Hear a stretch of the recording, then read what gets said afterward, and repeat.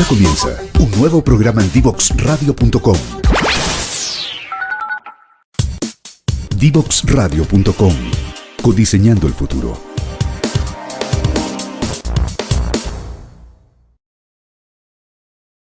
Ya estamos de vuelta con José Manuel Contardo, presidente de APEMEC, para que nos cuente un poco más acerca de la visión de APEMEC, de todo lo que está pasando en el sector eléctrico, la verdad, porque están pasando muchas cosas, y comentar que también que hoy en día se ha hecho mucho más fácil que todos los sectores opinen por las redes sociales, porque en general igual los medios están dando harto espacio al tema de la energía. Vemos entrevistas en el Diario Financiero, en La Tercera, ya no es como antes, y acá se me cae el carnet, en que solamente veíamos la revista Electricidad Interamericana, y esa era la que nos contaba casi todo. Hoy en día es distinto. Así que muy bienvenido, José Manuel, ¿cómo estás? Hola, ¿qué tal, Catherine? Y Alexis, muchas gracias por la invitación.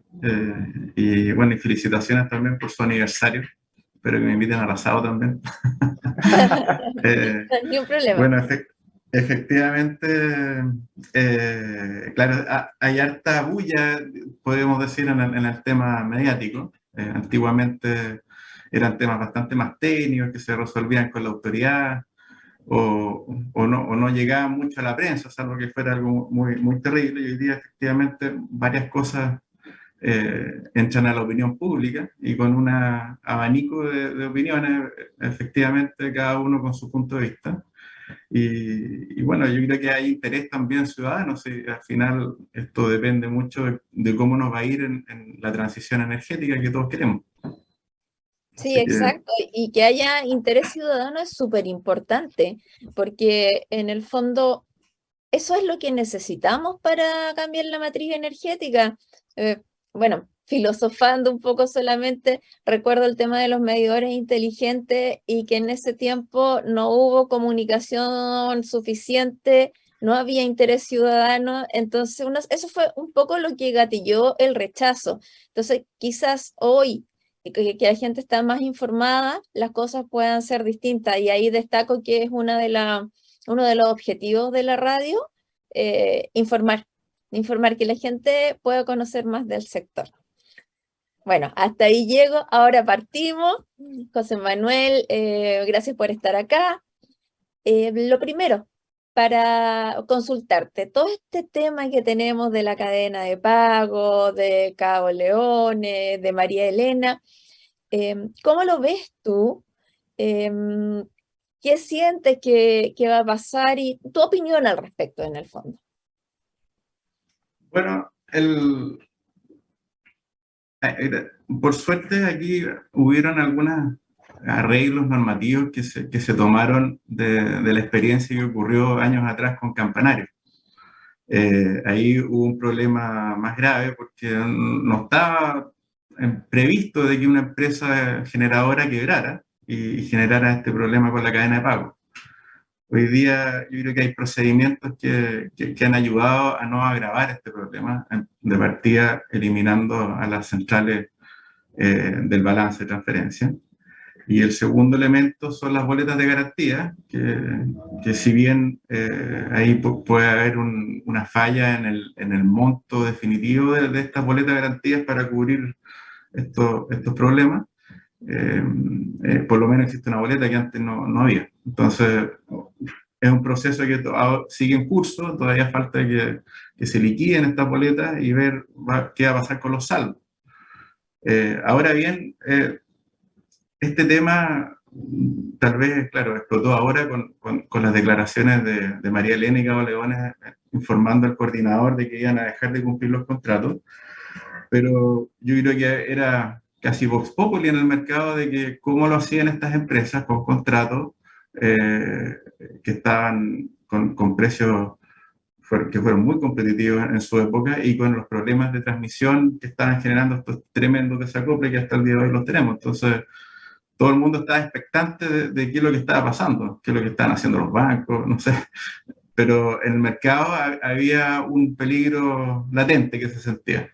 hasta que ocurren estas cartas y ahora todavía hay cosas que si bien se previeron muchas de ellas en el pasado, en el caso Campanario, yo creo que hay cosas que todavía no están resueltas y es la tarea que está haciendo hoy día el Ministerio con estas mesas de trabajo para recoger la opinión de todos y ver por dónde corregir, porque hay algunas señales importantes de que parece raro de que sea tan simple llegar y votar un contrato regulado, porque al final cualquiera de estas cosas, independientemente de que tengamos un PEC, que es este precio estabilizado, se va a terminar encareciendo la deuda o el costo de suministro a los clientes finales.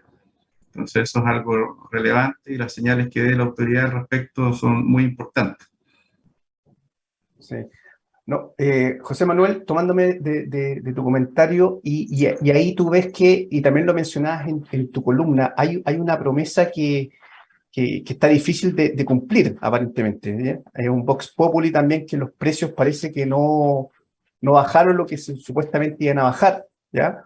O la pregunta de fondo es, ¿cómo ves tú el costo final de suministro, digamos, con la realidad actual, digamos?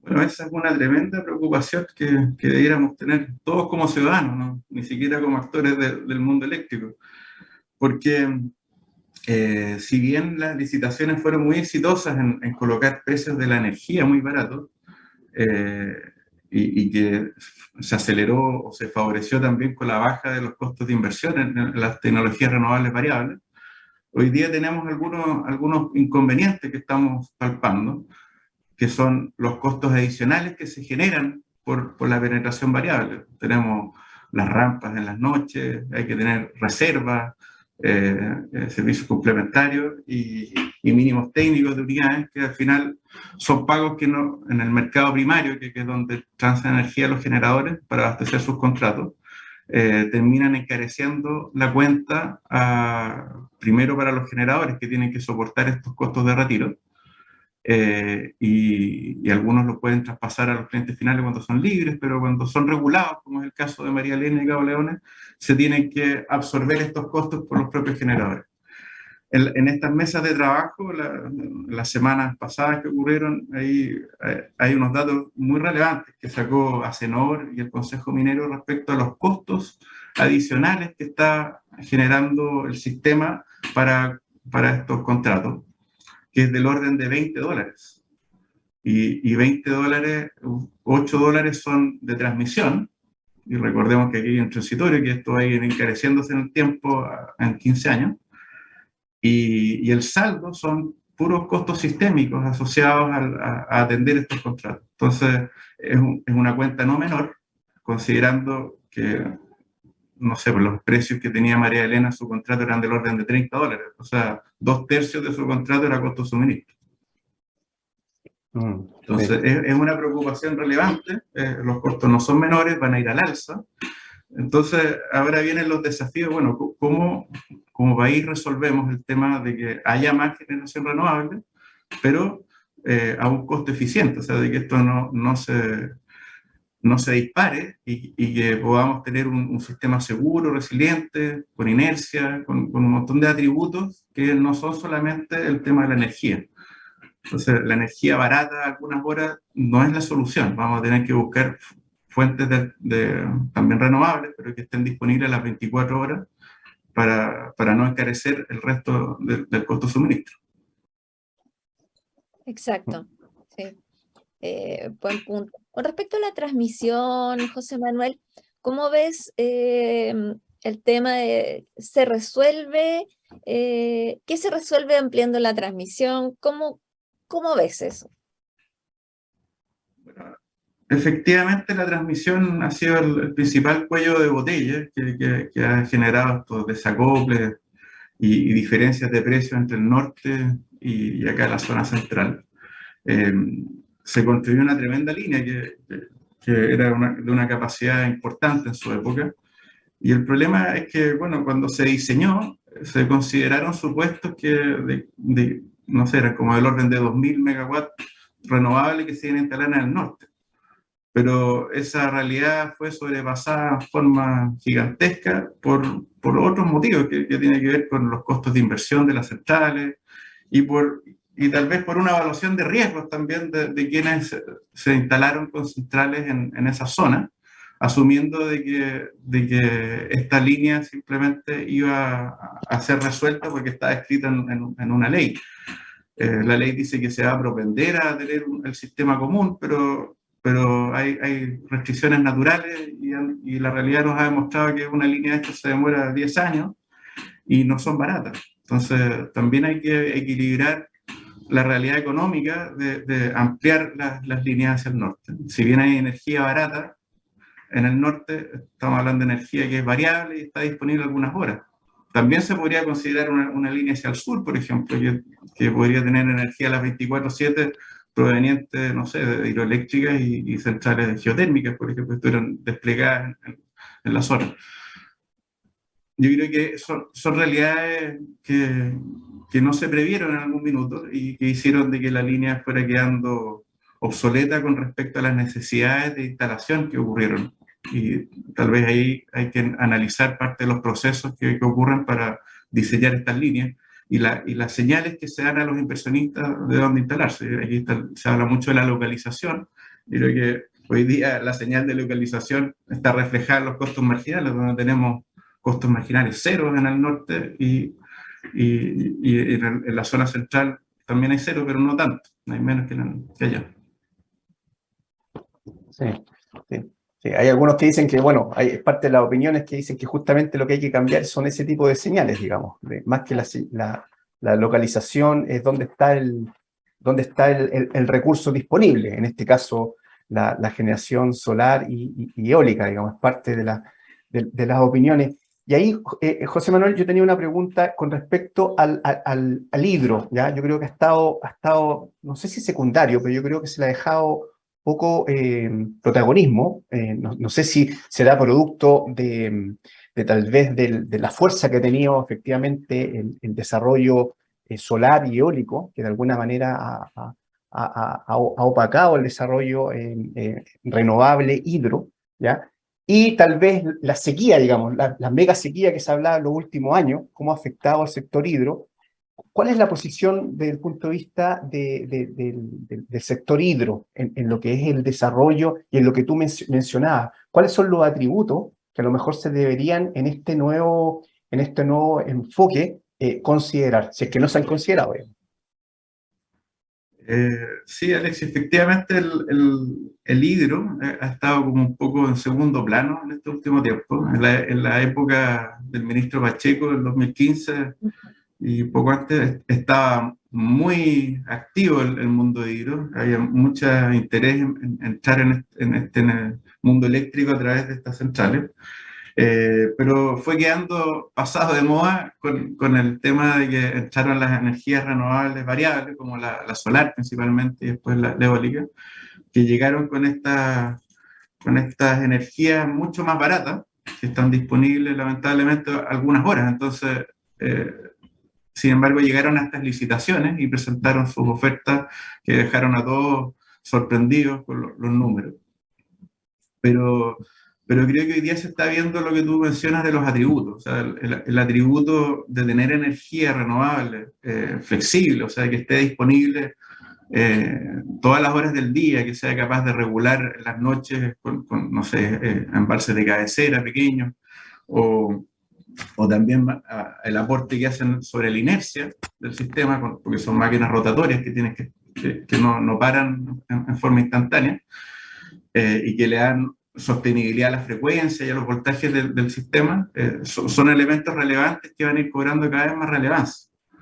Yo creo que efectivamente el mundo hidro debería venir de vuelta, porque todos los países que han logrado llegar a ser 100% renovables, todos, sin excepción, lo han hecho con una componente relevante de hidroelectricidad. Entonces nosotros tenemos un dato geográfico que no es despreciable, donde tenemos una cordillera importante, de Santiago al sur hasta Puerto Montt por lo menos hay un potencial de casi 8.000 megawatts que se levantaron en la época del ministro Pacheco. Y si uno considera hasta más al sur, llegan a ser 16.000 megawatts de energía hidroeléctrica que está disponible y cercana, por lo menos la que está hasta Puerto Montt, cercana a las zonas donde está la demanda.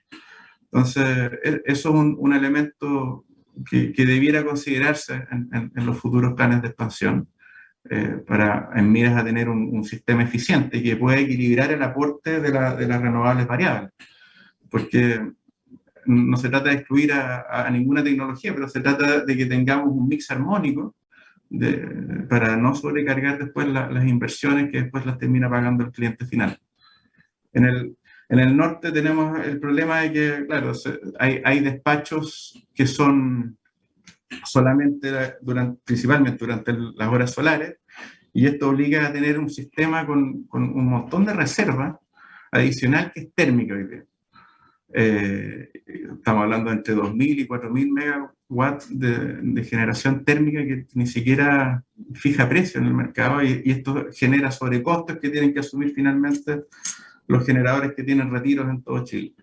Entonces, aquí la autoridad va a tener que buscar incentivos de cómo promover energía renovable 24/7, que puede ser hidro, puede ser geotermia, puede ser concentración solar. Hay otras tecnologías que no son solamente la fotovoltaica pura o eólica pura, que tal vez para que puedan competir en el mismo mercado y con los mismos atributos, a lo mejor ellos van a tener que incorporar dentro de sus planes de negocio las baterías. Y con eso todos estamos ecualizados, por lo menos en el tipo de atributo energético que se está ofertando al mercado. Exactamente. Tocaste temas muy buenos y con eso tengo muchas preguntas en mente para el segundo bloque. Tenemos que irnos a una pausa y volvemos en un ratito. No se vayan. Divoxradio.com. Conversaciones sobre innovación, ciencia y tecnología. Divoxradio.com. Codiseñando el futuro.